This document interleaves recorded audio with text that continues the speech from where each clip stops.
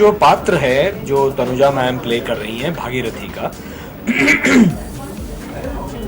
इसकी बहुत बड़ी हिस्ट्री है, इसका एक इतिहास है भावनाओं का।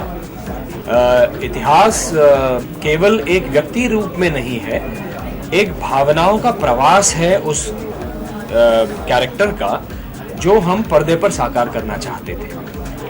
उसमें बहुत गहराई है और गहराई होते हुए भी वो कैरेक्टर जो है वो कहीं पर सीरियस नहीं है। कुछ लोग जीवन में इतना कुछ सह जाते हैं और उसके बाद अपने ही एक ककून में अपने विश्व में खो जाते हैं, वो बाहर वालों के लिए उतने ओपन नहीं रहते। लेकिन ये पात्र वैसा नहीं है, ना वैसा लिखा है। ये सबसे उबर के, सबसे ऊपर आके जीवन को एक उत्सव की तरह जी रहा है, मस्ती में जी रहा है और अपना जो दुख है वो किसी को पता ही नहीं लगने देता। ऐसा पात्र ये है।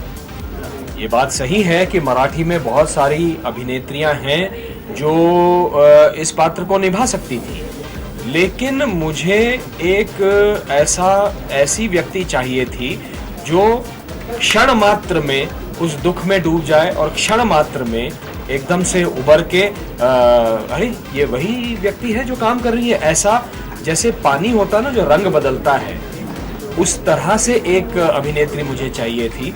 और जो तनुजा जी को मैंने बचपन से देखा है, उनकी सारी फिल्में देखी हैं, ब्लैक एंड वाइट के ज़माने से लेके सारी फिल्में देखी हैं, उनमें वो एक खूबी है।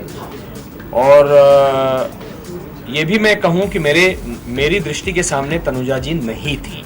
बस इतना ज़रूर था कि जो नाम सामने आ रहे हैं उनसे मैं संतुष्ट नहीं था, मुझे कुछ अलग चाहिए था।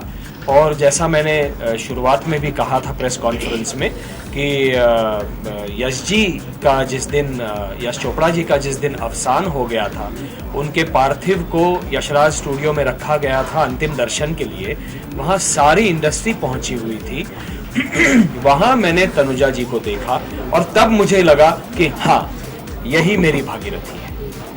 फिर वो सारी स्मृतियाँ पटल के सामने से गुजर गई। उनको जिन फिल्मों में देखा था, मेरे जीवन साथी, हाथी मेरे साथी, यू नेम इट, और वही रात अकेली है, डांस करने वाली भी तनुजा है। ये जो भावनाओं की तरलता, जिस सहजता से तनुजा जी ने अपने करियर में साकार इनको किया है, मुझे ऐसी ही अभिनेत्री चाहिए थी और वो मुझे मिली।